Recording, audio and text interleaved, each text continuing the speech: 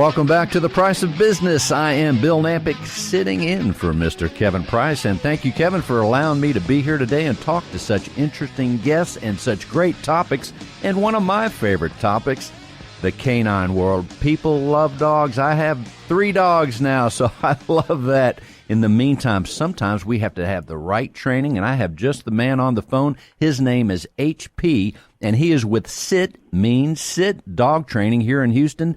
HP, thank you, and welcome to the show. Well, thanks so much for having me on, Bill. Yeah, and of course, the big question is, what does sit mean? Sit means sit, sir. That's right. As easy as that. It is. And some people, they don't find it easy to train their dogs, HP. So first of all, tell people about your company here in Houston and the locations that you serve. Well, that's great. We're based in Houston. We actually service clients from Houston, Katy, and the Woodlands. We are a mobile-based dog training, so we will come out to clients' homes. We like to work under distractions, so we work out at different various public places, as well as our main office here in Houston as well. Wow. And what are the calls when people call upon you for your services? Is there one single thread that is popular where they say, hey, man, my dog doesn't do this or it does do this. How do I correct it? What are some of the kind of cases that you run into that are very common? You know, it's a wide range. We have clients of ours that are just looking for that general off-leash obedience or general obedience. We have a lot of calls for dogs that have reactivity challenges. We have dogs that have aggression issues that we work with. We always tell everybody, any dog, any breed, any age. We have clients of ours who we've trained 22 deaf dogs this year alone, as well as clients who want to go camping with their dogs and spend more time with their dogs out at Memorial Park with a little bit more freedom.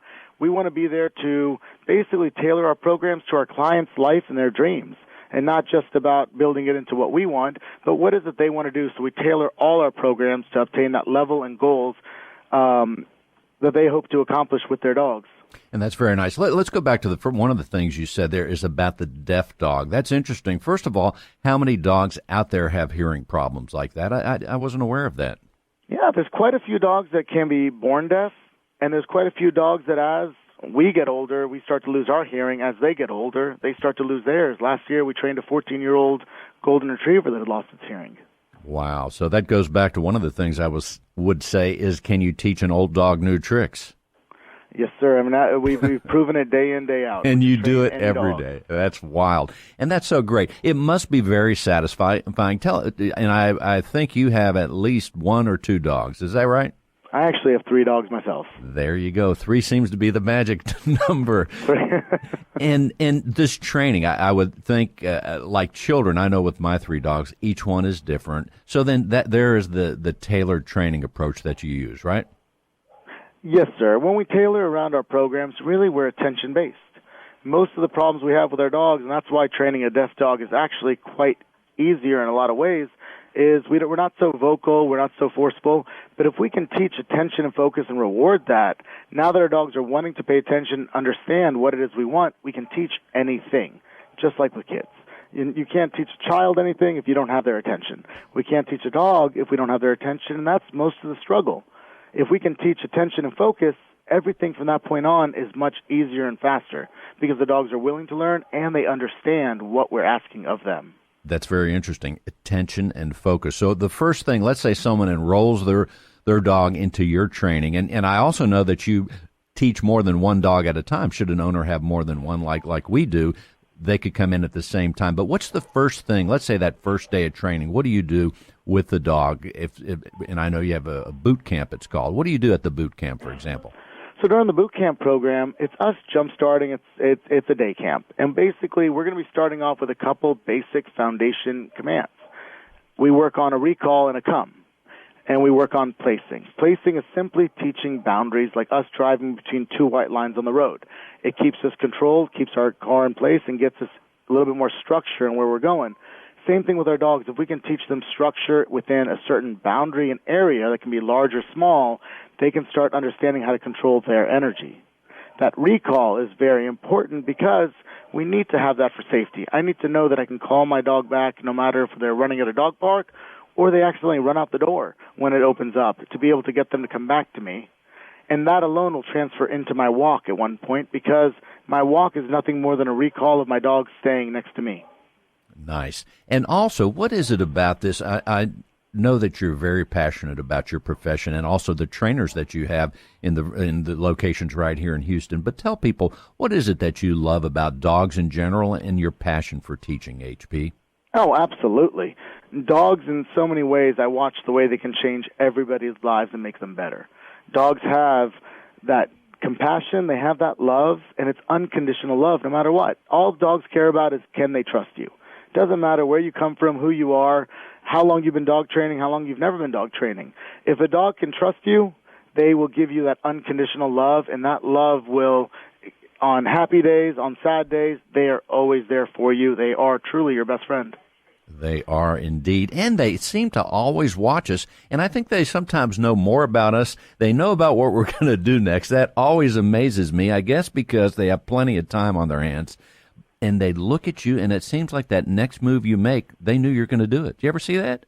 Oh, all the time. You can kind of see them anticipating, am I going to get called? Is it time to go play? Hey, Dad, you're looking a little down right now. I know that you're looking excited, but I can feel that you're a little bit down or something's stressing you out.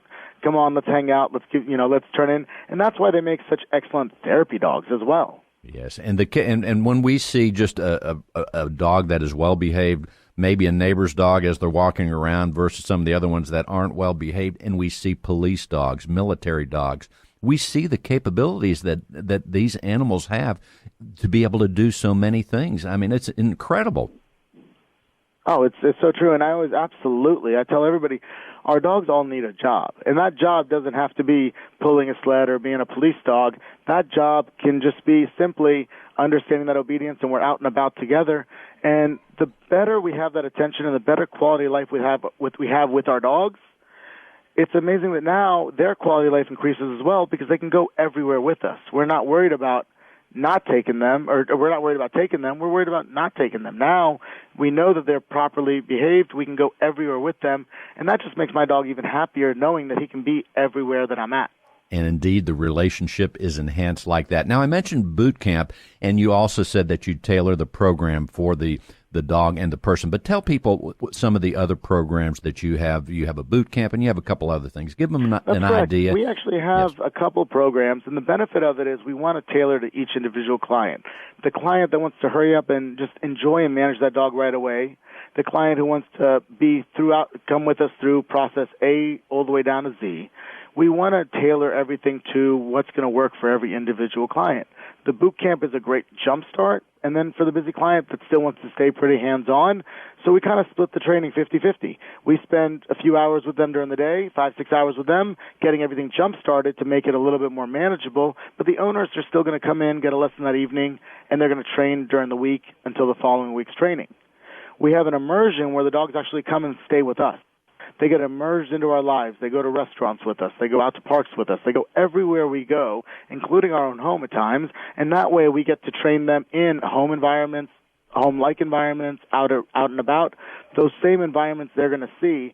So after those 11, 15, or 21 days, they're going to come home, and now the dogs understand what to do. Now our job is to work with the owners and show them exactly what to do.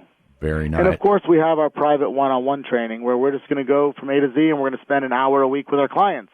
And we're going to teach them, coach them, mentor them on how to train their dog, and we're going to do that together. Indeed. Boy, it sounds like you're doing great work. Let's tell people how they can reach Sit Mean Sit Houston, HP. That's perfect. You can reach us by phone at 281-912-3647.